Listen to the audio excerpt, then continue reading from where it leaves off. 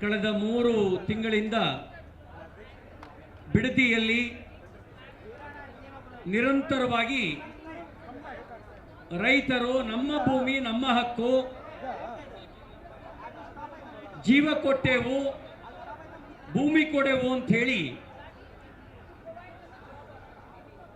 ಕಾಂಗ್ರೆಸ್ ಸರ್ಕಾರ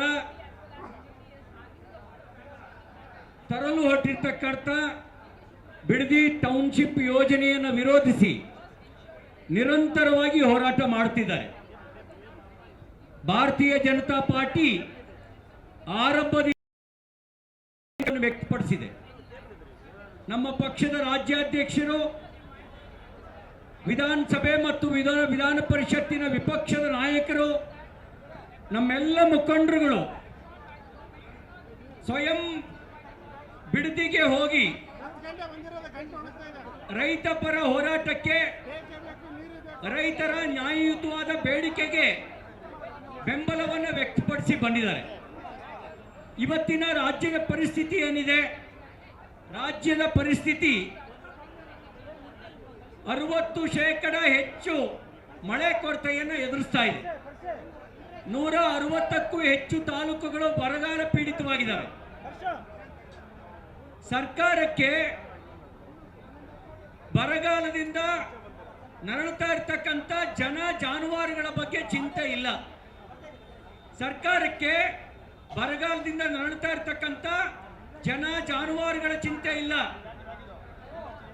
ಜಾನುವಾರುಗಳಿಗೆ ಮೇವನ್ನ ಹೇಗೆ ತರೋದು ಅನ್ನುವ ಚಿಂತೆಯಲ್ಲಿ ರೈತ ಇದ್ದು ಹೇಗಾದ್ರೂ ಮಾಡಿ ಅವು ಬದುಕಿದ್ರೆ ಸಾಕು ಅಂತ ಹೇಳಿ ಜಾನುವಾರುಗಳನ್ನ ಅವನು ಹಾಗೆ ಬಿಟ್ಟು ಓಡಿಸ್ತಾ ಇದ್ದಾನೆ. ಜಾನುವಾರುಗಳಿಗೆ ಮೇವಿಲ್ಲ, ಜನಗಳಿಗೆ ಕುಡಿಯಕ್ಕೆ ನೀರಿಲ್ಲ. ಬಿತ್ತನೆ ಮಾಡಿದ ಬಿತ್ತನೆ ಬೀಜವೂ ಕೂಡ ಮೊಳಕೆ ಒಡೆಯದೆ ಬರದ ತೀವ್ರತೆಯನ್ನು ಸಾರ್ತಾ ಇದೆ. ಇಂಥ ಸಂದರ್ಭದಲ್ಲಿ ಆಳುವ ಸರ್ಕಾರಕ್ಕೆ, ನಮ್ಮ ಮುಖ್ಯಮಂತ್ರಿಗಳಿಗೆ ಬರದ ಬಗ್ಗೆ ಚಿಂತೆ ಇಲ್ಲ. ಆದರೆ ಬಿಡದಿ ಟೌನ್ಶಿಪ್ನ ಚಿಂತೆಯನ್ನು ಅವ್ರು ಬಿಡೋದಕ್ಕೆ ತಯಾರಿಲ್ಲ. ಅವ್ರು ಹೇಳ್ತಾರೆ, ನಾನು ತೀರ್ಮಾನ ಮಾಡಿದ್ದೇನೆ, ಯಾವ ಕಾರಣಕ್ಕೂ ಟೌನ್ಶಿಪ್ ಯೋಜನೆಯನ್ನ ಮಾಡದೆ ಬಿಡೋದಿಲ್ಲ ಅಂತ ಹೇಳಿ. ಮಾನ್ಯ ಮುಖ್ಯಮಂತ್ರಿಗಳೇ, ಆ ನಾನು ಅನ್ನೋದು ಅದು ಅಹಂಕಾರದ ಪರಮಾವಧಿ. ನಾನು ತೀರ್ಮಾನ ಮಾಡಿದ್ದೀನಿ, ಯಾವ ಕಾರಣಕ್ಕೂ ಬಿಡೋದಿಲ್ಲ ಅನ್ನೋದು ಅದು ಅಹಂಕಾರದ ಪರಮಾವಧಿ. ಪ್ರಜಾಪ್ರಭುತ್ವ ವ್ಯವಸ್ಥೆಗೆ ನಾನು ತೀರ್ಮಾನ ಮಾಡಿದ್ದೀನಿ, ಯಾರೇ ವಿರೋಧ ಮಾಡಿದ್ರು ಬಿಡೋದಿಲ್ಲ ಅನ್ನೋದು ಶೋಭೆ ತರುವ ಸಂಗತಿ ಅಲ್ಲ. ನಾವ್ಯಾರು ಅಭಿವೃದ್ಧಿಯ ವಿರೋಧಿಗಳಲ್ಲ. ಆದರೆ ರೈತರ ಸಮಾಧಿಯ ಮೇಲೆ ನೀವು ಟೌನ್ಶಿಪ್ ಮಾಡ್ಲಿಕ್ಕೆ ಹೊರಟಿದ್ದೀರಲ್ಲ, ರೈತರ ಬದುಕಿನ ಸಮಾಧಿಯ ಮೇಲೆ ಟೌನ್ಶಿಪ್ ಮಾಡೋದಕ್ಕೆ ಅವಕಾಶ ಕೊಡೋದಿಲ್ಲ ಅಂತ ಹೇಳೋದಕ್ಕೆ ಇವತ್ತು ಭಾರತೀಯ ಜನತಾ ಪಾರ್ಟಿ ರೈತ ಪರ ಹೋರಾಟಕ್ಕೆ ಇವತ್ತು ಧರಣಿಗೆ ಮುಂದಾಗಿದೆ. ನಿಮ್ಮ ಉದ್ದೇಶ ಏನು? ಬಿಡದಿ ಟೌನ್ಶಿಪ್ ಮಾಡೇ ಮಾಡ್ತೀನಿ ಅನ್ನೋ ಉದ್ದೇಶ ಏನು? ಅದು 18,000 ಕೋಟಿ ಸಾಲ ಮಾಡಿ ಕಬ್ಬನ್ ಪಾರ್ಕ್ ಒತ್ತೆ ಇಟ್ಟು, ಎಲ್ಲ ಉದ್ಯಾನಗಳನ್ನು ವನಗಳನ್ನು ಒತ್ತೆ ಇಟ್ಟು, CA ಸೈಟ್ಗಳನ್ನು ಒತ್ತೆ ಇಟ್ಟು, ವಿಧಾನಸೌಧವನ್ನು ಒತ್ತೆ ಇಟ್ಟು ಸಾಲ ತಂದಾದ್ರೂ ಸರಿ ಈ ಟೌನ್ಶಿಪ್ ಅನ್ನ ಮಾಡೇ ಮಾಡ್ತೀನಿ ಅನ್ನೋದ್ರ ಉದ್ದೇಶ ಏನು? ನಿಮ್ಮ ಉದ್ದೇಶ ಸ್ಪಷ್ಟ. ನೆಲ ಕೆರೆದ್ರೂ ದುಡ್ಡು ಬರುತ್ತೆ, ನೆಲ ಬರುತ್ತೆ. ಬರದಲ್ಲಿ ನೀವು ಅನ್ಕೊಂಡ ಬೆಳೆ ಬೆಳೆಯಕ್ಕಾಗಲ್ಲ, ಆಲೂಗೆಡ್ಡೆ ಹಾಕಿ ಚಿನ್ನ ತೆಗಿಯೋಕ್ಕಾಗಲ್ಲ. ಆದ್ರೆ ಬಿಡದಿ ಟೌನ್ಶಿಪ್ ಹೆಸರಿನಲ್ಲಿ ನೀವು ಚಿನ್ನದ ಬೆಳೆ ಬೆಳಿಬಹುದು ಅಂತ ಗೊತ್ತು. ಅದಕ್ಕಾಗಿ ರೈತರ ಬದುಕಿಗೆ ಸಮಾಧಿ ಕಟ್ಟಿ ನೀವು ಟೌನ್ಶಿಪ್ ಮಾಡಲಿಕ್ಕೆ ಹೊರಟಿದ್ದೀರಿ. ಈ ಅನ್ಯಾಯದ ವಿರುದ್ಧ ನಮ್ಮ ಹೋರಾಟ, ಈ ಅನ್ಯಾಯದ ವಿರುದ್ಧ ನಮ್ಮ ಆಕ್ರೋಶ. ಕೇವಲ ರಾಜಕಾರಣ ಮಾಡಬೇಕು ಅಂತ ನಾವು ನಿಮ್ಮನ್ನು ವಿರೋಧ ಮಾಡ್ತಿಲ್ಲ. ನೀವು ಮಾಡ್ತಿರ್ತಕ್ಕಂಥ ರೈತ ವಿರೋಧಿ ನೀತಿಯ ವಿರುದ್ಧ ನಾವು ಹೋರಾಟ ಮಾಡ್ತೇವೆ. ಅದಕ್ಕಾಗಿ ಹೋರಾಟಕ್ಕೆ ಬಂದಿದ್ದೇವೆ. ಚಾಣ ಕಡೆ ಒಂದು ಮಾತು ಹೇಳ್ತಾನೆ, ಏನಂತ ಹೇಳ್ತಾನೆ ಅಂದ್ರೆ, ದೊರೆ ವ್ಯಾಪಾರಿ ಆದರೆ ಪ್ರಜೆಗಳು ಭಿಕಾರಿ ಆಗ್ತಾರೆ ಅಂಥೇಳಿ. ಬಹುಶಃ ಕರ್ನಾಟಕ ರಾಜ್ಯದ ರಾಜಕೀಯ ಸ್ಥಿತಿಗೆ ಆ ಚಾಣಕ್ಯನ ಮಾತು ಅನ್ವಯ ಆಗುತ್ತೆ.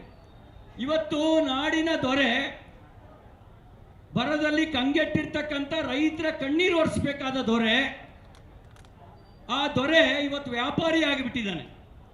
ವ್ಯಾಪಾರಿ ಆಗಿರೋ ಕಾರಣಕ್ಕೆ ಇವತ್ತು ಪ್ರಜೆಗಳು ಭಿಕಾರಿಯಾಗುವಂಥ ಪರಿಸ್ಥಿತಿ ಬಂದಿದೆ. ನಿಮ್ಮನ್ನು ಬೀದಿಗೆ ತಳ್ಳಾದ್ರೂ ಸರಿ, ನಾನು ಮಾಡಿಕೊಳ್ಳೋ ವ್ಯಾಪಾರವನ್ನು ಮಾಡ್ಕೊಳ್ತೀನಿ ಅನ್ನುವಂಥ ಮನೋಭಾವನೆ, ಆ ಮನೋಭಾವನೆ ಇವತ್ತು ರೈತರನ್ನ ಸಂಕಷ್ಟಕ್ಕೆ ದೂಡಿದೆ. ಬಹುಶಃ ದೀರ್ಘಾವಧಿ ರಾಜಕೀಯ ಅನುಭವ ಇರ್ತಕ್ಕಂಥ, ರಾಜಕೀಯ ಏಳು ಬೀಳುಗಳನ್ನು ಹತ್ತಿರದಿಂದ ಕಂಡಿರ್ತಕ್ಕಂಥ ಮಾನ್ಯ ಮುಖ್ಯಮಂತ್ರಿ ಡಿ.ಕೆ. ಶಿವಕುಮಾರ್ ಅವರಿಗೆ ಬಿಡದಿ ಜನರ ಹೋರಾಟದ ಆಕ್ರೋಶ ನಿಮಗೆ ಅರ್ಥ ಆಗದೇ ಇದ್ರೆ ಒಂದು ಮಾತನ್ನು ಹೇಳಲಿಕ್ಕೆ ಬಯಸ್ತೇನೆ. ರೈತರ ಬದುಕಿನ ಸಮಾಧಿಯ ಮೇಲೆ ರಾಜಕಾರಣ ಮಾಡುತ್ತೀವಿ ಅಂತ ಹೊರಟವರು ಎಲ್ಲರೂ ಕೂಡ ರಾಜಕೀಯವಾಗಿ ಸಮಾಧಿಯಾಗಿದ್ದಾರೆ. ರೈತರ ಬದುಕಿನ ಸಮಾಧಿಯ ಮೇಲೆ ರಾಜಕಾರಣ ಮಾಡ್ತೀವಿ ಅಂತ ಹೊರಟ ಎಲ್ಲರೂ ಕೂಡ ರಾಜಕೀಯವಾಗಿ ಸಮಾಧಿಯಾಗಿದ್ದಾರೆ. ನೀವು ಮತ್ತು ನಿಮ್ಮ ಪಕ್ಷ ರೈತರ ಬದುಕಿಗೆ ಸಮಾಧಿ ಕಟ್ಟಲಿಕ್ಕೆ ಹೊರಟ್ರೆ ಅದೇ ರೈತರು ನಿಮಗೂ ಕೂಡ ನಿಮ್ಮ ಪಕ್ಷಕ್ಕೂ ಕೂಡ ರಾಜಕೀಯವಾಗಿ ಸಮಾಧಿ ಕಟ್ಟುವ ದಿನ ದೂರ ಇಲ್ಲ ಅಂತಕ್ಕಂಥ ಎಚ್ಚರಿಕೆ ಮಾತನ್ನು ಹೇಳಲಿಕ್ಕೆ ಬಯಸ್ತೇನೆ. ನಿಮಗೆ ಮತ್ತು ನಿಮ್ಮ ಪಕ್ಷಕ್ಕೆ ರೈತರು ರಾಜಕೀಯವಾಗಿ ಸಮಾಧಿ ಕಟ್ಟುವ ದಿನ ದೂರ ಇಲ್ಲ ಅಂತಕ್ಕಂಥ ಎಚ್ಚರಿಕೆ ಮಾತನ್ನ ಮತ್ತೊಮ್ಮೆ ನಾನು ಪುನರುಚ್ಚಾರ ಮಾಡಲಿಕ್ಕೆ ಬಯಸ್ತೇನೆ. ನಿಮಗೆ ಬಹುಶಃ ಅರ್ಥ ಆಗಿರಬೇಕು. ಇತ್ತೀಚೆಗೆ ನೀವು ಅಧಿಕಾರಿಗಳನ್ನು ಕಳಿಸಿದ್ರಿ. ನಮ್ಮ ತಾಯಿಯಂದಿರು ಅಧಿಕಾರಿಗಳಿಗೆ ಪೊರಕೆ ಸೇವೆ ಮಾಡಿದ್ರು. ಯಾವ ಸೇವೆ ಮಾಡಿದ್ರು? ಪೊರಕೆ ಸೇವೆ ಮಾಡಿದ್ರು. ನಿನ್ನೆ ಒನಕೆ ಪೂಜೆ ಮಾಡಿದ್ದಾರೆ. ನಿನ್ನೆ ಬಿಡದಿಯಲ್ಲಿ ಒನಕೆ ಪೂಜೆ ಮಾಡಿದ್ದಾರೆ. ಪೊರಕೆ ಸೇವೆಯ ರುಚಿಯನ್ನ ನಿಮ್ಮ ಸರ್ಕಾರ ಅರ್ಥ ಮಾಡಿಕೊಳ್ಳದೆ ಇದ್ರೆ ಒನಕೆ ಸೇವೆ ಆದರೆ ಏನಾದೀತು ಅನ್ನೋದ್ರ ಎಚ್ಚರ ನಿಮಗಿರಲಿ. ಪೊಲೀಸರ ಮೂಲಕ ಕೆಲವರನ್ನ ಹೆದರಿಸಬಹುದು, ಇಡೀ ರೈತ ಸಮೂಹವನ್ನು ಎದುರಿಸಕ್ ಆಗಲ್ಲ. ನವಲಗುಂದ ನರಗುಂದ ಗೋಲಿಬಾರ್ ಆಯ್ತು, ರೈತರು ಗುಂಡಿಗೆ ಎದೆ ಕೊಟ್ಟರು, ಬೆನ್ ತೋರಿಸಿ ಓಡೋಗ್ಲಿಲ್ಲ. ಪರಿಣಾಮ ಏನಾಯ್ತು? 83ರಲ್ಲಿ ಚುನಾವಣೆ ನಡೆದಾಗ ಅವತ್ತಿನ ರೈತ ವಿರೋಧಿ ಸರ್ಕಾರ ಮತ್ತೆ ಬರಲಿಕ್ಕೆ ಸಾಧ್ಯ ಆಗಲಿಲ್ಲ. ಅದೇ ತರ ನೀವು ಮಾಡ್ಲಿಕ್ಕೆ ಹೊರಟ್ರೆ ನೀವು ಮತ್ತು ನಿಮ್ಮ ಸರ್ಕಾರ ರಾಜಕೀಯವಾಗಿ ಸಮಾಧಿಯಾಗೋದು ಖಂಡಿತ. ಅದಕ್ಕಾಗಿ ನಾನು ಎಚ್ಚರಿಕೆಯಿಂದ ಈ ಮಾತನ್ನು ಹೇಳಲಿಕ್ಕೆ ಬಯಸ್ತಾ ಇದ್ದೀನಿ.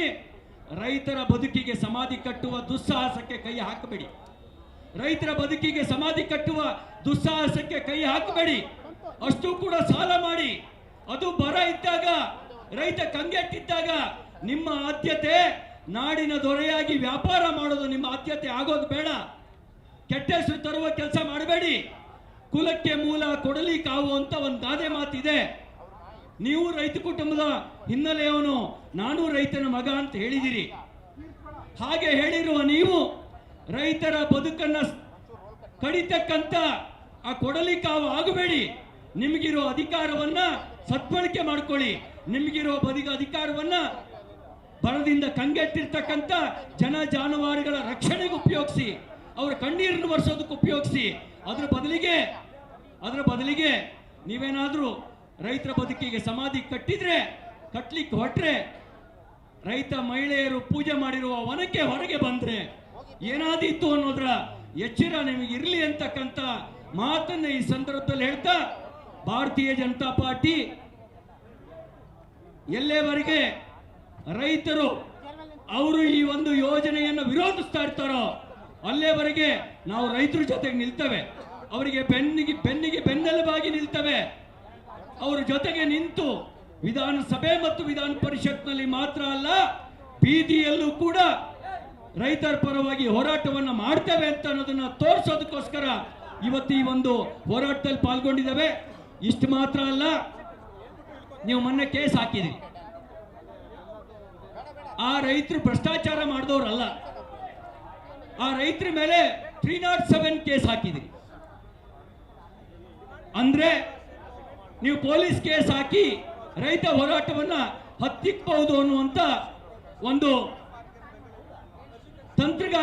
ಕುತಂತ್ರಗಾರಿಕೆಯನ್ನ ರೂಪಿಸಿದ್ರೆ ಅದು ನಡೆಯೋದಿಲ್ಲ ಅಂತಕ್ಕಂಥ ಮಾತನ್ನು ಹೇಳಲಿಕ್ಕೆ ಬಯಸ್ತೇನೆ.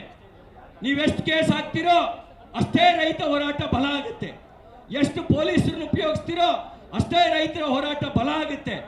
ಈ ಹೋರಾಟದ ಮೂಲಕ ರೈತರ ಶಕ್ತಿ ಏನು ಅನ್ನೋದನ್ನ ತೋರಿಸ್ತೇವೆ. ನಿಮ್ಮ ಅಧಿಕಾರದ ಶಕ್ತಿಯನ್ನ ರೈತ ಶಕ್ತಿಯ ಮೇಲೆ ಪ್ರಯೋಗ ಮಾಡಲಿಕ್ಕೆ ಬರಬೇಡಿ. ನಿಮ್ಮ ಅಧಿಕಾರದ ಶಕ್ತಿಯನ್ನು ರೈತ ಶಕ್ತಿಯ ಮೇಲೆ ಪ್ರಯೋಗ ಮಾಡಲಿಕ್ಕೆ ಬರಬೇಡಿ. ನಿಮ್ಮ ಸರ್ಕಾರಕ್ಕೆ ನಾಚಿಕೆ ಆಗಬೇಕು. ಒಂದ್ ಕಡೆ ಪೊಲೀಸ್ ಠಾಣೆ ಮೇಲೆ ದಾಳಿ ಮಾಡಿದವ್ರನ್ನ, ಪೊಲೀಸ್ ಠಾಣೆಗೆ ಬೆಂಕಿ ಹಾಕಿದವ್ರನ್ನ, ಅಮಾಯಕರ ಆಸ್ತಿ ಪಾಸ್ತಿಯನ್ನ ಬೆಂಕಿ ಹಚ್ಚಿ ನಾಶ ಮಾಡಿದವ್ರನ್ನ, ಆ ಮತಾಂತರ ಕೇಸನ್ನು ವಾಪಸ್ ತೆಗಿತೀರಿ. ಇನ್ನೊಂದು ಕಡೆನಲ್ಲಿ ನಮ್ಮ ಭೂಮಿ ನಮ್ಮ ಹಕ್ಕು, ನಮ್ಮ ಬದುಕನ್ನು ಕಿತ್ಕೊಳ್ಳಕ್ ಬಿಡಲ್ಲ ಅನ್ನುವಂತ ಹೋರಾಟ ಮಾಡ್ತಕ್ಕಂಥ ರೈತರನ್ನ 307 ಹಾಕಿ ಜೈಲಿಗೆ ಕಳಿಸುವಂತ ಕೆಲಸ ಮಾಡ್ತೀರಿ. ನಾಚಿಕೆ ಆಗಬೇಕು ನಿಮ್ಮ ಈ ಸರ್ಕಾರದ ನೀತಿಗೆ, ನಾಚಿಕೆ ಆಗಬೇಕು ನಿಮ್ಮ ರೈತ ವಿರೋಧಿ ನೀತಿಗೆ. ಈ ನೀತಿಯನ್ನು ವಿರೋಧಿಸಿ ನಮ್ಮ ಹೋರಾಟವನ್ನ ಮುಂದುವರಿಸ್ತೇವೆ ಅಂತಕ್ಕಂಥ ಮಾತನ್ನು ಈ ಸಂದರ್ಭದಲ್ಲಿ ಹೇಳಿ ನನ್ನ ಮಾತನ್ನು ಮುಗಿಸ್ತೇನೆ. ಭಾರತ್ ಮಾತಾ ಕಿ. ಬಿಜೆಪಿ ರೈತ ಪರ ಹೋರಾಟಕ್ಕೆ, ಬಿಜೆಪಿ ರೈತ ಪರ ಹೋರಾಟಕ್ಕೆ.